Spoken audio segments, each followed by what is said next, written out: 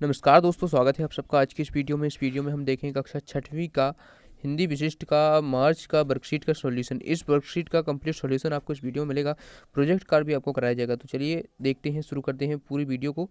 और यहाँ पर आपका जो पहला क्वेश्चन है, श्रीमद् भागवत गीता हो पाठ के आधार पर बताइए कि हमारे आचरण का प्रभाव हमारे जीवन पर किस प्रकार पड़ता है। इस पाठ से हमें क्या क्या सीख मिलती है। तो इसका आप आंसर लिखेंगे, श्रीमद् भागवत गीता के उपदेश वर्तमान समय में प्रासंगिक हैं। हमारे आचरण का प्रभाव हमारे जीवन पर भी पड़ता है। आज भी न्याय अन्याय, धर्म अधर्म का युद्ध व्यक्ति के अंदर चल रहा है। देवात और असुरी प्रवृत्तियों से आज भी समाज में संघर्ष, तनाव और भय पैदा करती है। ठीक है, इस पाठ से हमें यह शिक्षा मिलती है कि ज्ञान का सही अर्थ स्वयं को जानना, ज्ञान से ही सही रास्ता पता चलता है। तो इसका आंसर आप यहाँ से यहाँ तक लिख सकते हैं। ठीक है, उसके बाद अगला हम क्वेश्चन देखेंगे। क्वेश्चन नंबर सेकंड है, यदि आपको एक दिन के लिए आपकी कक्षा का कक्षा शिक्षक बना दिया जाए तो आप कक्षा का संचालन किस प्रकार से करेंगे। तो इसका आप आंसर लिखेंगे, यदि मुझे एक दिन के लिए अपनी कक्षा का शिक्षक बना दिया जाए तो मैं विद्यार्थियों को उनकी रुचि के अनुसार जो उन्हें पसंद है उसी खेल खेल में पढ़ाया जाए, ये कोशिश करूँगा। इससे बच्चों के तनाव कम रहेगा। ठीक है, तो इस प्रकार से लिख सकते हैं। उसके बाद क्वेश्चन नंबर थर्ड है, किसी कार्य में सफलता प्राप्त करने के लिए क्या क्या करना पड़ता है, पाठ संकल्प के आधार पर बताइए। तो इसका आंसर लिखेंगे, मन में अच्छी शुद्ध कामना, पवित्र विचार पूर्वक कार्य करना चाहिए। इससे मनुष्य अपने सुनिश्चित ही अपने कार्य में सफलता प्राप्त कर सकते हैं। ठीक है, उसके बाद अगला क्वेश्चन है, श्रम की महिमा पाठ के आधार पर गांधी जी के द्वारा किए जाने वाले कार्य एवं जो वो स्वयं करते थे। तो इसका आंसर लिखेंगे, सूत काटना काटना ठीक है, सूत काटना और अनाज से कंकड़ अलग करना, चक्की पीसना, कपड़े बुनना, कपास चुनना। इस प्रकार से आप लिख सकते हैं। क्वेश्चन नंबर फोर्थ है, निम्नलिखित शब्दों में से सही मात्रा लगाकर शुद्ध रूप लिखिए एवं वाक्य में प्रयोग कीजिए। तो इसका आंसर लिखेंगे आप, देखिए जो अशुद्ध शब्द दिए गए हैं इनको हमें सही लिखना है। तो इसका वाक्य में प्रयोग भी साथ में करते चलेंगे। पेट्रोल की कीमत बढ़ चुकी है, तो इसका आंसर लिख लेंगे। दूसरा जो क्वेश्चन है आपका, भारत में दूसरा जो ऑप्शन बनेगा वो आपका बनेगा, भारत में फिरंगियों को सही मजा चखाया।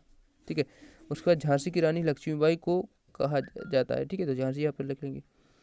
सूर्य उदित हो चुका है। ठीक है, इस उदित का उदित। ठीक है, उसके बाद आगे देखते हैं, आज राम ने खूब पसीना बहाया। शत्रु से हमेशा सावधान रहना चाहिए। शक्कर ज़्यादा खाने से शुगर की बीमारी हो सकती है।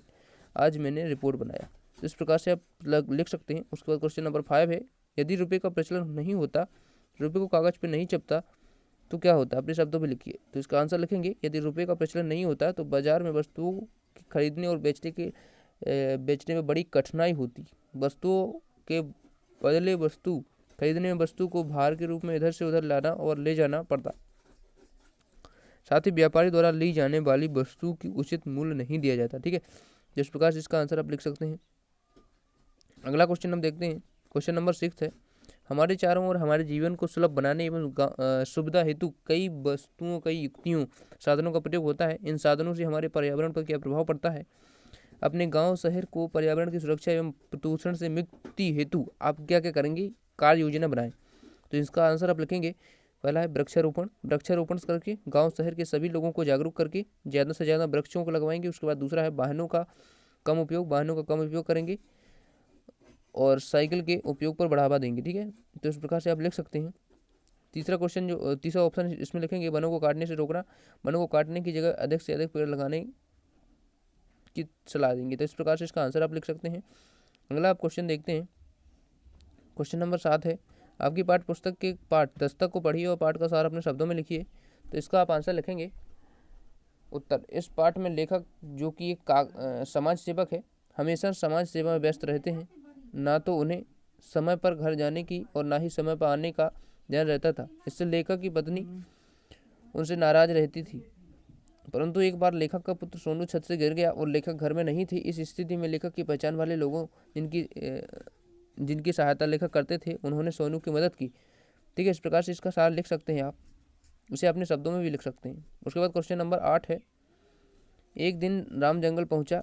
तो ये वाला आपको गद्यांश पढ़ना है यहाँ से यहाँ तक। उपयुक्त गद्यांश में सर्वनाम शब्द छांटकर उचित संज्ञा लिखकर पूरा गद्यांश फिर से लिखिए और दोनों में तुलना कर पता कीजिए कि उनमें क्या अंतर है तथा भाषा पर क्या प्रभाव पड़ा। तो इसको आप लिख सकते हैं, तो इसको आप लिख लीजिए यहाँ से यहाँ तक।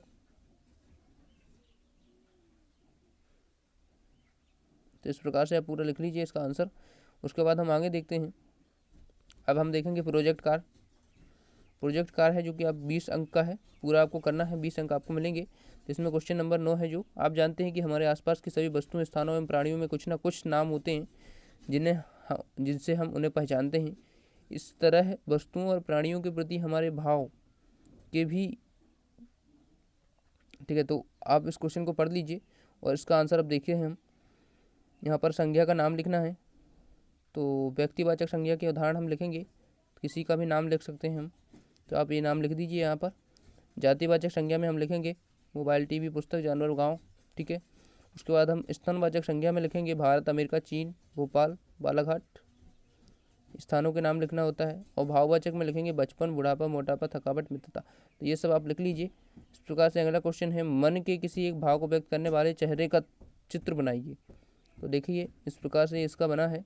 तो हम दूसरा भाव इस प्रकार से बना सकते हैं, इसमें खुश है, इसमें उदास है, ठीक है। तो इस प्रकार से बना लीजिए। उसके बाद अगला जो क्वेश्चन है, आप अपनी पाठ्य पुस्तक के किन्हीं 2 पाठों में आए संज्ञा शब्दों को खोज कर लिखिए। तो आप अपनी पाठ्य पुस्तक के कोई 2 पाठ पढ़िए और लिखिए, ठीक है। आप स्वयं कीजिए। उसके बाद अगला हम क्वेश्चन देखते हैं जो पहेली है।